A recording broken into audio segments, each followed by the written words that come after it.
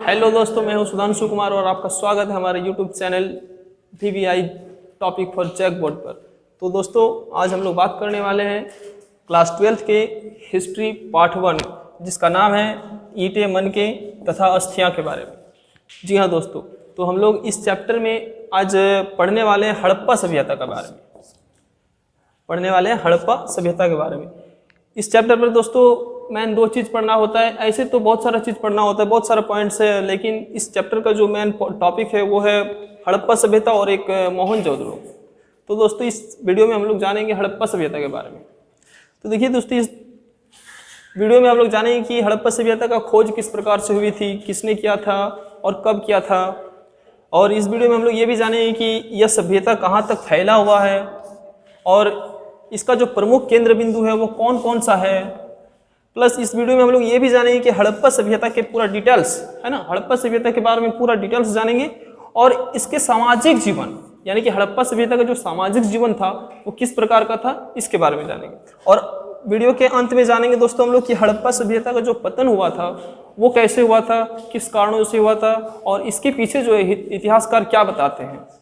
तो दोस्तों, वीडियो पसंद आए तो वीडियो को लाइक कीजिएगा, अधिक से अधिक शेयर कीजिएगा, ताकि आपके मित्रों को अधिक से अधिक एग्जाम में नंबर उठा सकें। तो दोस्तों, अगर यदि वीडियो पसंद आए तो चैनल को सब्सक्राइब भी कीजिएगा। तो दोस्तों, आज सबसे पहले हम लोग बात करने वाले हैं अभी कि हड़प्पा सभ्यता का जो विस्तार है वो कहाँ तक फैली हुई है। तो देखिए दोस्तों, ये हड़प्पा सभ्यता जो है ना, लगभग आज से 2600 ईसा पूर्व, आज से लगभग 2600 ईसा पूर्व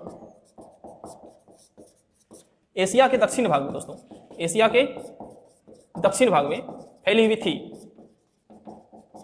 दक्षिण भाग में फैली थी। पर अगर यदि वर्तमान का बात करें तो वर्तमान में वर्तमान का यदि बात करते हैं तो वर्तमान में दोस्तों ये भारत के, जैसे कि उसके अंतर्गत आ जाएगा पंजाब, गुजरात के अंतर्गत फैला हुआ है और ये पाकिस्तान में भी कुछ फैला हुआ है दोस्तों, ठीक है। अधिकतर अगर माना जाए तो ये पाकिस्तान के अंतर्गत ही आएगा, क्योंकि भारत और पाकिस्तान का जब विभाजन हो चुका था तो ये सभ्यता जो है अधिकतर जो है वो पाकिस्तान में जा चुका है। तो ठीक है, समझ में आ गया दोस्तों कि ये सभ्यता कहाँ तक फैली हुई है।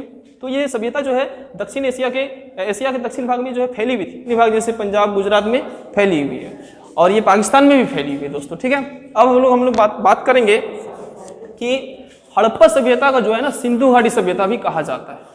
अगर यदि एग्जाम में प्रश्न पूछ दिया कि सिंधु घाटी सभ्यता से आप क्या समझते हैं, इसके बारे में वर्णन करें, तो घबराना नहीं है, क्योंकि हड़प्पा सभ्यता का ही दूसरा नाम सिंधु घाटी सभ्यता है।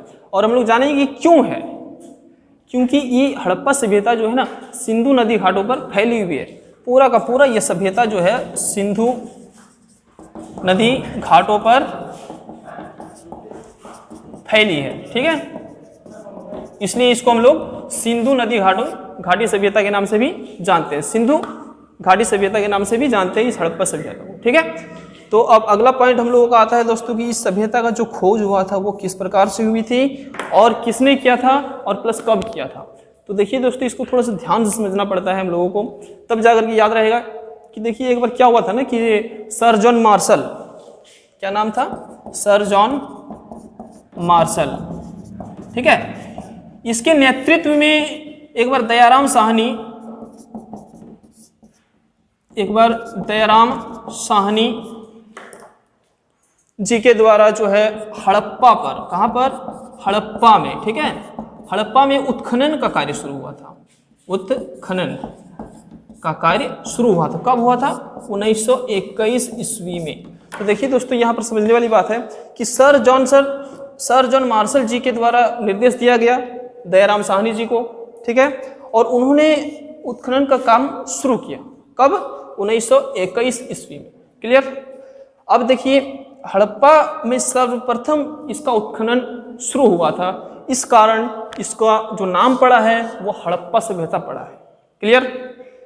इस सभ्यता का नाम हड़प्पा क्यों पड़ा, क्योंकि ये इसका जो उत्खनन हुआ था, खुदाई जो हुआ था, ये हड़प्पा नामक स्थान से शुरू हुआ था, ठीक है, हड़प्पा नामक स्थान से शुरू हुई थी, इसी कारण इस सभ्यता का नाम हड़प्पा पड़ा था।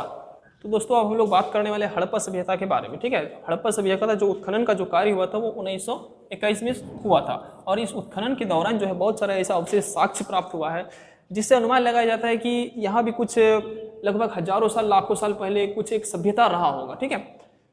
ऐसे वहाँ का जो लिपि जो है, वहाँ का जो लिखावट जो है, उस लिखावट से भी कुछ जानकारी हम प्राप्त नहीं कर सकते हैं, क्योंकि उस लिखावट को जो है आज तक पढ़ा नहीं जा सका है और शायद पता नहीं भविष्य में उसको कब तक पढ़ा नहीं जा सकेगा। तो उत्खनन के दौरान जो बहुत सारा ऐसा हमें साक्ष्य मिला था, बहुत सारा ऐसा प्रूफ मिला था जिससे हमें अनुमान लगा सकते हैं, जिससे हम कि हड़प्पा सभ्यता का जो जीवन, हड़प्पा सभ्यता के बारे में हमें जानकारी प्राप्त होता है। तो देखिए दोस्तों, हड़प्पा सभ्यता का जो उत्खनन हुआ था 1921 ईस्वी में दयाराम साहनी जी के द्वारा, दयाराम साहनी जी के द्वारा। तो इस उत्खनन के दौरान एक विशेष अन्नाघर का अवशेष प्राप्त हुआ था, ठीक है, विशेष एक अन्नागार, अन्नागार, ठीक है, जो 6 कमरों में 2 पंक्तियों लगभग कुछ इस तरह का बना हुआ था, ठीक है, 6 कमरा होता था और 2 पंक्ति में बना हुआ होता था। ऐसा माना जाता था कि इस अन्नागार का जो क्षेत्रफल जो था ना, वो लगभग 2745 वर्ग मीटर से भी अधिक था। मतलब अनुमान लगा सकते हैं आप कि कितना बड़ा अन्नागार था, है ना। इसका जो क्षेत्रफल था वो 2745 वर्ग मीटर से भी अधिक था, बहुत बड़ा अन्नागार था। ऐसा आइडिया लगाया जाता है कि इस अन्नागार में लोग अनाज यही पर इकट्ठा करके रखते थे। हो गया क्लियर। अब देखिए, हड़प्पा सभ्यता में जो सामान्य आवास था ना, सामान्य आवास जैसे कि बात कर लेते हैं, ये तो क्लियर हो गया। हड़प्पा वासी का जो सामान्य आवास था, सामान्य आवास, इस सामान्य आवास के दक्षिण साइड में, ठीक है दोस्तों, दक्षिण साइड में, कौन सा साइड में, दक्षिण साइड में एक कब्रिस्तान पाया गया था, एक कब्रिस्तान पाया गया था, ठीक है। और इस कब्रिस्तान में जो दोस्तों ना, इस कब्रिस्तान का जो नाम दिया गया था ना, वो R37, ठीक है, ये इस कब्रिस्तान का नाम R37 दिया गया था। और इस कब्रिस्तान में लगभग 100 के आसपास कब्र पाया गया था, यानी कि, और इस सभ्यता का जो आबादी था वो 50,000 से प्लस था। और इस कब्रिस्तान में जो कब्र पाया गया है वो सिर्फ 100 के आसपास, मतलब ऐसा अनुमान लगाया जाता है कि वहाँ पर जो अंतिम संस्कार हुआ करता था, अंतिम संस्कार के दौरान जो है जला दिया जाता था, यानी कि हिंदू धर्म के अनुसार, ठीक है, दफनाया बहुत कम जाता था, इससे यही अनुमान लगाया जाता था। क्लियर हो गया।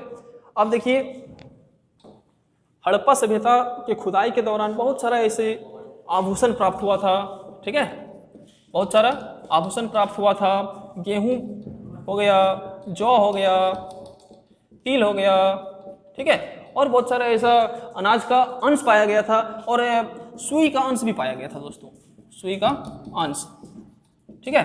और जैसे कि पीतल का बना इक्का, पीतल का बना हुआ इक्का पाया गया था, ठीक है। ईंटों के वृत्ताकार चबूतरे भी पाया गया था, ईंटों के वृत्ताकार चबूतरे भी पाया गया था। तो ये सब चीज जो है खुदाई के दौरान पाया गया था, जिससे अनुमान लगाया जाता है कि आज से लगभग हजारों साल, लाखों साल पहले जो है एक सभ्यता रहा होगा, ठीक। तो दोस्तों, आज अब हम लोग जानेंगे हड़प्पा सभ्यता का जो सामाजिक जीवन था वो कैसा था, वहाँ के लोग का रहन सहन कैसा था, कैसे रहते थे, ठीक है, वहाँ का समाज का जो व्यवस्था था वो किस प्रकार से था, इसके बारे में हम लोग जानेंगे। तो दोस्तों देखिए, हड़प्पा वासी जो था ना, हड़प्पा वासी जो थे वे शाकाहारी भी थे और मांसाहारी भी थे, ठीक। हड़प्पा वासी शाकाहारी भी थे और मांसाहारी भी थे, ठीक है। और हड़प्पा वासी शाकाहारी भी थे, मांसाहारी भी थे। क्लियर हो गया। अब हड़प्पा में जो है ना कुछ सुई का अंश प्राप्त हुआ था दोस्तों, सुई का अंश, जैसे कि मैंने आपको पहले बताया कि सुई का अंश पाया गया था। तो इससे अनुमान लगाया जा सकता है कि सुई का अंश पाया गया, मतलब कि हड़प्पा वासी जो थे वो सिले हुए कपड़े पहनते थे, है ना, समझ रहे हैं बात को। हड़प्पा वासी जो है वो सिले हुए कपड़े पहनना ज़्यादा पसंद करते थे। और इससे पहले मैंने आपको ये भी बताया था कि आभूषण बहुत सारा पाया गया था, बहुत सारा आभूषण पाया गया था, जैसे कर्णफूल हो गया, कंठार हो गया, बाला हो गया, बहुत सारा खुदाई के दौरान आभूषण पाया गया था। और ये आभूषण जैसे कि बताया कि ये आभूषण जो है हाथी के दांत, शंख, हड्डी, ये सब चीज़ का बना हुआ था, होता था, न कि सोना व चांदी का, ठीक। और आभूषण पाया गया था, मतलब इससे क्या अनुमान लगा सकते हैं कि हड़प्पा वासी जो है वो आभूषण के शौकीन थे, हड़प्पा वासी आभूषण पहनना ज़्यादा पसंद करते थे, ठीक। क्लियर हो गया हड़प्पा वासी का रहन सहन के बारे में। अब जैसे कि आपको पहले हमने बताया कि हड़प्पा वासी जो है आभूषण के शौकीन थे। क्लियर हो गया। अब हड़प्पा वासी के खुदाई के दौरान जो है ना एक चित्र पाया गया था, जिसमें एक शिकारी जो है, एक शिकारी हिरन को मार रहा था, ठीक है, हिरन को मार रहा था, किल कर रहा था। और प्लस एक मछुआरा जो है, एक मछुआरा मछली फंसा रहा था, ठीक, फंसा रहा था। एक चित्र पाया गया था, ठीक है, एक चित्र पाया गया था जिसमें देख रहे थे हम लोग कि एक शिकारी जो है हिरण को मार रहा था और प्लस एक मछुआरा जो है मछली को इस तरह से फंसा रहा था। तो इससे ये भी अनुमान लगाया जाता है कि हड़प्पा वासी जो थे वे शिकार करना भी पसंद करते थे। हड़प्पा वासी शिकार करना भी पसंद करते थे। क्लियर हो गया। इसके बाद हड़प्पा वासी जो है खुदाई के दौरान हड़प्पा में क्या पाया गया था, एक इंपॉर्टेंट है ये, जैसे कि एक महिला के गर्भ से निकलता हुआ पौधा, ये इंपॉर्टेंट है दोस्तों, ठीक है। एक चित्र पाया गया था जिसमें देखा गया था कि एक महिला के गर्भ से जो है ना एक पौधा निकलता है, ठीक, और ऐसा माना जाता है कि उस चित्र को लोग हड़प्पा वासी जो थे वे मातृदेवी समझ करके पूजा करते थे, ठीक। क्लियर हो गया हड़प्पा वासी के जीवन के बारे में। दोस्तों हड़प्पा के बारे में हम लोग जान गए कि हड़प्पा वासी का जीवन जो है वो किस प्रकार से चल रहा था, हड़प्पा वासी का सामाजिक जीवन जान गए, ठीक, हड़प्पा का खोज किस प्रकार से हुआ था, किसने किया था, कब किया था, ये सब जाने। अब दोस्तों अंतिम में हम लोग जान रहे हैं कि हड़प्पा का जो पतन हुआ था ना, हड़प्पा का जो पतन हुआ था वो कैसे हुआ था, इसके बारे में जाने। तो दोस्तों देखिए ये हड़प्पा का जो पतन हुआ था इसके बारे में अलग अलग इतिहासकार अलग अलग बताते हैं, मतलब मतभेद है, ठीक है, कोई क्लियर बता नहीं पाते हैं कि हड़प्पा वासी का जो पतन हुआ था वो कैसे हुआ था, ठीक। तो देखिए कुछ इतिहासकार का मानना है कि हड़प्पा का जो पतन हुआ है वो जलवायु परिवर्तन के कारण हुआ है। किसके कारण हुआ है? जलवायु परिवर्तन, ठीक। और एक इतिहासकार का नाम है R.N. एंटाइन, ये इंपॉर्टेंट है दोस्तों, ठीक है, ये नाम आपको थोड़ा सा याद रखना होगा कि R.N. एंटाइन जी के अनुसार हड़प्पा का जो पतन हुआ है वो जलवायु परिवर्तन के हुआ है। चूंकि हड़प्पा वासी जो है वो सिंधु नदी घाटी के किनारे बसे हुए थे और ऐसा माना जाता है इनके अनुसार कि एक बार ऐसा हुआ था कि वहाँ का जो जलवायु है पूर्ण रूप से बदल गया और जिसे हड़प्पा वासी जो है बर्दाश्त नहीं कर पाए, उसे सहन नहीं कर पाए उस जलवायु को, और हड़प्पा का जो है धीरे धीरे पतन हो गया, ठीक है। तो दोस्तों ये R.N. एंटाइन जी के अनुसार था। अब हम लोग जानेंगे आगे वीडियो में, कुछ इतिहासकार मानते हैं ना, जैसे व्हीलर का अनुसार जो है हड़प्पा का जो पतन हुआ था वो आक्रमण के कारण हुआ था। व्हीलर्स बताते हैं कि हड़प्पा में आर्यों का आक्रमण हुआ था जिस कारण हड़प्पा वासी का पूरा पतन हो गया था, ठीक है। अब अगला इतिहासकार बताते हैं कि हड़प्पा का जो पतन हुआ था वो भूकंप के कारण हुआ था, ठीक दोस्तों। किसके कारण हुआ था? भूकंप के कारण हुआ था। और कौन से इतिहासकार बताते हैं, उनका नाम क्या है? तो उनका नाम है माधव स्वरूप वत्स, ठीक। आपको ये नाम याद रखना होगा कि माधव स्वरूप वत्स जी के अनुसार हड़प्पा का जो पतन हुआ था वो भूकंप के कारण हुआ था। उनका मानना था कि ऐसा जोरदार भूकंप आया होगा कि पूरा का पूरा हड़प्पा जो है एकदम धरती में समा गया और पूरा हड़प्पा का पतन हो गया, ठीक। अब आगे जो है ऐसा अनुमान लगाया जाता है, ऐसा इतिहासकार बताते हैं कि हड़प्पा का जो पतन हुआ था वो महामारी के कारण भी हुआ था। किसके कारण? महामारी, जैसे प्राकृतिक आपदा के कारण, ठीक, महामारी जैसे प्राकृतिक आपदा के कारण हुआ था। तो KU, उन इतिहासकार का नाम है KUR कनेडी, ठीक दोस्तों, KUR कनेडी जी के अनुसार हड़प्पा का पतन जो हुआ था वो महामारी जैसे प्राकृतिक आपदाओं के कारण हुआ था। और ऐसे माना जाता है कि हड़प्पा का जो पतन हुआ था वो व्यापार में भारी गिरावट के कारण भी हुआ था, ठीक। ऐसा माना जाता है दोस्तों कि हड़प्पा वासी का जो व्यापार था, क्योंकि वो लोग कृषि पर पूरा निर्भर था, ठीक, और जब बाढ़ आया होगा तो पूरा का पूरा हड़प्पा वासी का जो एरिया था वो समाप्त हो गया होगा, तो उन लोगों का जो व्यापार था वो बिल्कुल एकदम नष्ट हो गया होगा, व्यापार में भारी गिरावट हुई होगी। तो इसी कारण माना जाता है कि हड़प्पा वासी का जो पतन हुआ था वो व्यापार में भारी गिरावट के कारण भी, ये कारण भी एक हड़प्पा के पतन का एक प्रमुख कारण था। तो ये सभी कुछ प्रमुख कारण हैं जिनके कारण हड़प्पा का पतन हुआ था। पहला कारण जलवायु परिवर्तन, R.N. एंटाइन जी के अनुसार माना जाता है कि जलवायु परिवर्तन ऐसा हुआ जिससे हड़प्पा वासी जो है बर्दाश्त नहीं कर पाए, उस जलवायु को सहन नहीं कर पाए और हड़प्पा का पतन हो गया था। और दूसरा जो है कारण ये माना जाता है कि आक्रमण का कारण। ठीक, व्हीलर जी के अनुसार आर्यों ने हड़प्पा पर आक्रमण किया था, जिस कारण पूरा हड़प्पावासी का पतन हो गया था। और दूसरा कारण तो ये हो गया। तीसरा कारण है भूकंप। माधव स्वरूप वत्स जी के अनुसार एक ऐसा जोरदार भूकंप आया होगा उस एरिया में, उस हड़प्पा में, कि पूरा का पूरा हड़प्पा जो है वहां पर समा गया। ठीक, अब तीसरा कारण, ये इंपॉर्टेंट कारण है, महामारी जैसे प्राकृतिक आपदा के कारण भी। KUR कनेडी जी के अनुसार कि महामारी जैसे प्राकृतिक कारण भी हड़प्पा के पतन का एक प्रमुख कारण है। और ये जो चौथा, ये जो कारण है, चौथा कारण, पांचवा कारण, ये पांचवा कारण भी कहीं ना कहीं हड़प्पा का पतन का एक प्रमुख कारण है।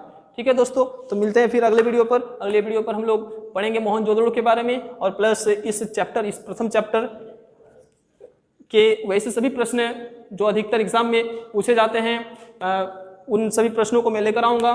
तो दोस्तों, यदि वीडियो पसंद आया तो वीडियो को लाइक कीजिए, शेयर कीजिए, और आपको ये वीडियो कैसे लगा कमेंट बॉक्स में जरूर बताइएगा, और चैनल को अधिक से अधिक सब्सक्राइब कीजिए। धन्यवाद दोस्तों।